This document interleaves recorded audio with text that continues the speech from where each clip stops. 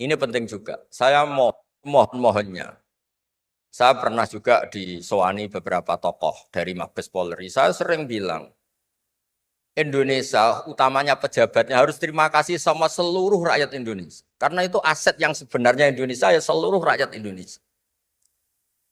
Saya cerita, satu cerita ini hadis sahih di Bukhari, nggak bisa dipertentangkan. Ini hadis sahih di Bukhari di Muslim.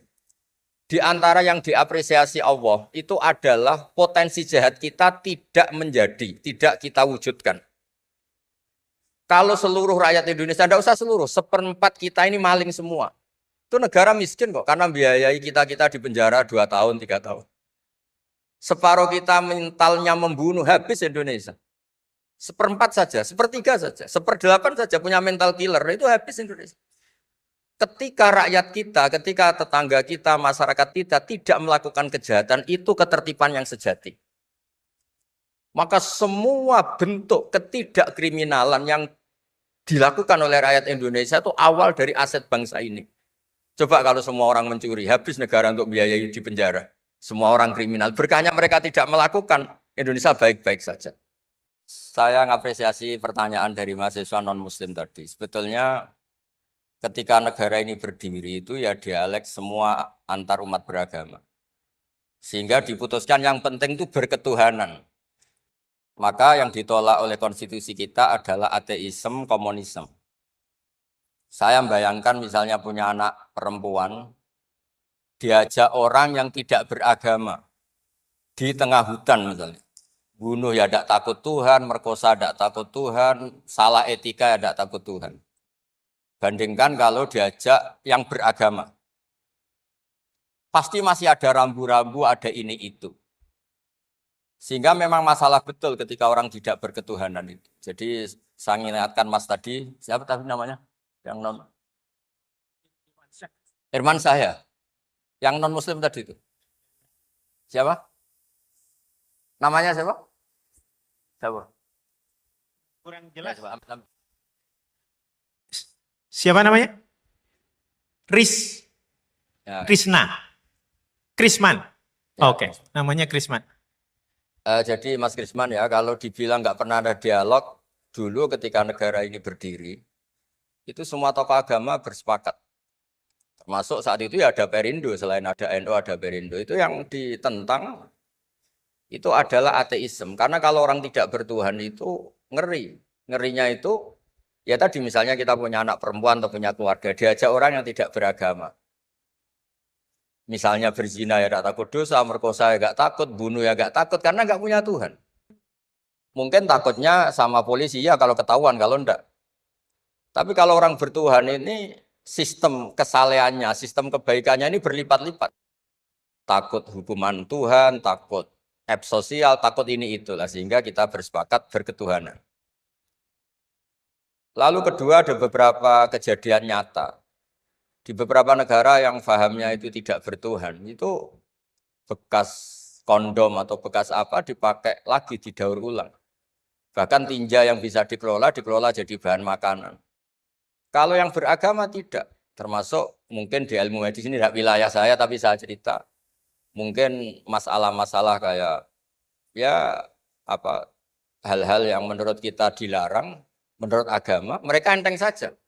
Misalnya bikin cadangan-cadangan organ tubuh dan sebagainya. Kalau beragama itu masih enak, aturannya jelas. Kalau nggak beragama itu repot. Sehingga saya cerita sedikit lagi-lagi karena kadung dipuji ahli Quran Pak Kures sama saya. Saya cerita. Dulu ketika Rasulullah itu sugeng masih hidup, itu ada kekuatan politik. Satu Romawi bertuhan, yang satu Persia tidak bertuhan, tidak berkitab suci. Ketika Romawi kalah, itu Rasulullah itu susahnya bukan main. Karena yang masih mentautkan diri dengan Tuhan, kalah sama yang sudah tidak bertuhan. Dan ketika akhirnya Persia yang kalah, yang menang Romawi, Nabi itu ikut senang. Karena yang bertuhan mengalahkan yang tidak bertuhan. Kenapa penting bertuhan? Karena bertuhan itu setidaknya punya aturan. Melakukan ini dosa, melakukan ini dosa. Empati sama fakir miskin itu ibadah. Semua agama pasti sama di tema-tema seperti itu. Sehingga berketuhanan ini penting sekali kata Pak Kores tadi. Berketuhanan itu luar biasa. Terus kedua, ini penting juga. Saya mohonnya. Saya pernah juga disowani beberapa tokoh dari Mabes Polri. Saya sering bilang, Indonesia, utamanya pejabatnya harus terima kasih sama seluruh rakyat Indonesia. Karena itu aset yang sebenarnya Indonesia ya seluruh rakyat Indonesia. Saya cerita, satu cerita ini hadis sahih di Bukhari, nggak bisa dipertentangkan. Ini hadis sahih di Bukhari di Muslim. Di antara yang diapresiasi Allah itu adalah potensi jahat kita tidak menjadi, tidak kita wujudkan. Kalau seluruh rakyat Indonesia, tidak usah seluruh, seperempat kita ini maling semua.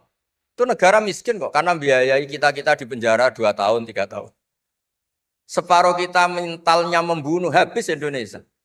Seperempat saja, sepertiga saja, 1/8 saja punya mental killer, itu habis Indonesia. Ketika rakyat kita, ketika tetangga kita, masyarakat kita tidak melakukan kejahatan, itu ketertiban yang sejati. Maka semua bentuk ketidakkriminalan yang dilakukan oleh rakyat Indonesia itu awal dari aset bangsa ini. Coba kalau semua orang mencuri, habis negara untuk biayai di penjara. Semua orang kriminal. Berkahnya mereka tidak melakukan, Indonesia baik-baik saja. Sebab itu ketika ada sekian kebaikan, Nabi terakhir ngendikan apa? Takufu syarroka anin nas fa innaha shadaqatun minka ala nafsik. Potensi jahat kamu jangan kamu lakukan, itu sudah menolong peradaban. Para gadis tetap gadis karena nggak diperkosa. Orang yang punya kambing satu tetap punya kambing satu karena nggak dicuri. Orang yang berkarir tidak terhenti karena karakternya agak dibunuh, tidak dihujat, tidak dihentikan, tidak disetop oleh cibiran, oleh bulian. Maka di antara 7 orang yang dilindungi Allah, fidzillihi yauma la dzilla illa dzilluh, itu Nabi hanya cerita orang yang enggak jadi. Di antara yang diceritakan Nabi dalam sebuah hadis, saya ini lelaki sejati, sangat mencintai sepupu saya dan saya mau ngumpuli dia, tidak mau sampai saya kasih uang 100 dinar.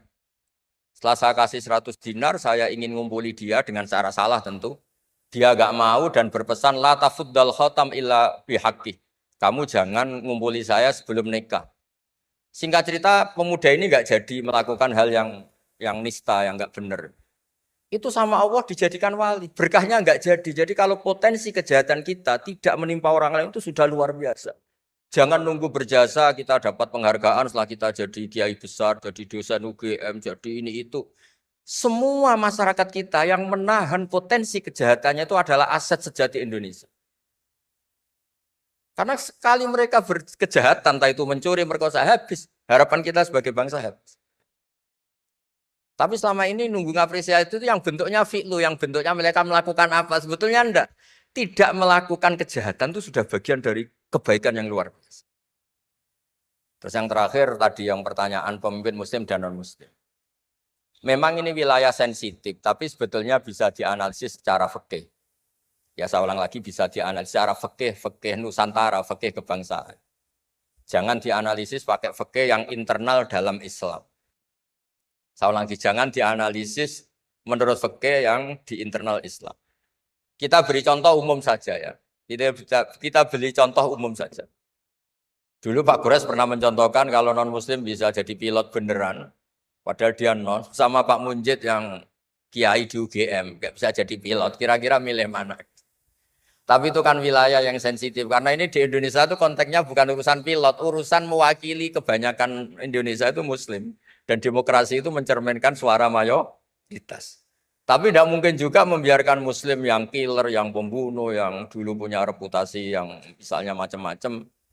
Jadi hal-hal seperti itu, kata Quran itu, jangan berdiskusi sesuatu yang kalau menjadi jelas malah masalah. Karena itu kan seperti pertanyaan gini, Gus saya punya kerabat di Jogja, tapi pelit, sama orang lain dermawan, bagus mana?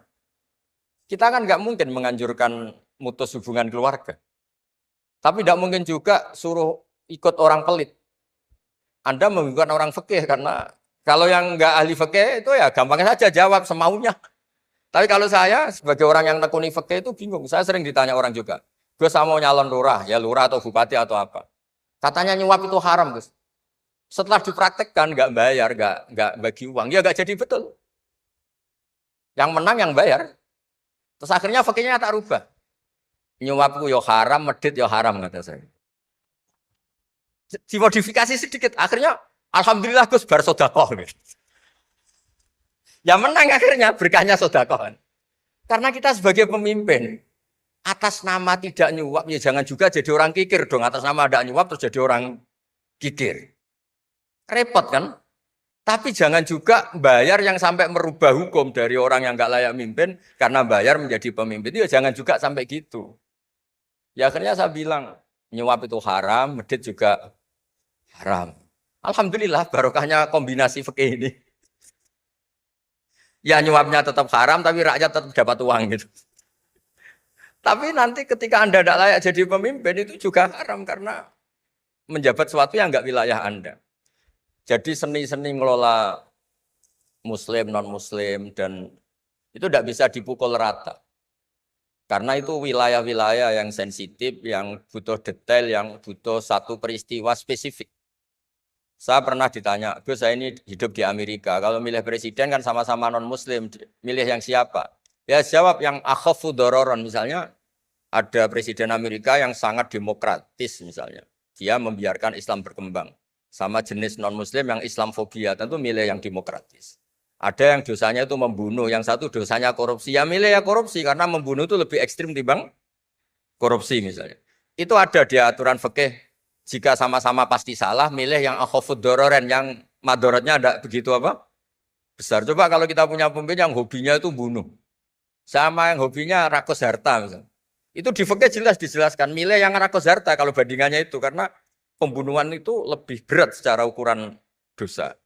Tapi apapun itu ini bukan pembenaran pada kesalahan, bukan. Tapi memang ada aturannya.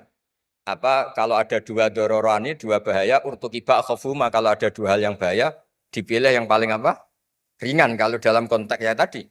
Kalau kita membiarkan pemimpin yang nggak benar, dipimpin orang nggak benar. Tapi kalau memaksakan chaos misalnya, ya milih yang nggak chaos. Itu kan ada aturannya di fikih karena Nabi menghindari al-harad. Al-harad itu chaos pembunuhan massal itu nggak boleh. Dan mayu addi ila dalik juga nggak boleh. Yang bisa potensi begitu juga nggak boleh. Jadi saya mohon di antara aturannya Quran itu latas alu anasya intu bedalakum tasukum. Kamu jangan diskusi sesuatu yang kalau diperjelas malah kamu yang malu. Saya biasanya mencontohkan hal-hal yang ringan kayak suami istri. Misalnya Anda tanya sama Pak Munjid, istrinya tanya, Mas, apa betul saya ini cinta pertama Anda? Bukan alternatif terakhir. Wah itu rata-rata orang nikah itu kan korban alternatif terakhir. Itu kalau ditanya sama-sama konangan itu aslinya itu. Ceweknya juga sama. Apa betul Pak Minjit itu cinta pertama pilihan terakhir?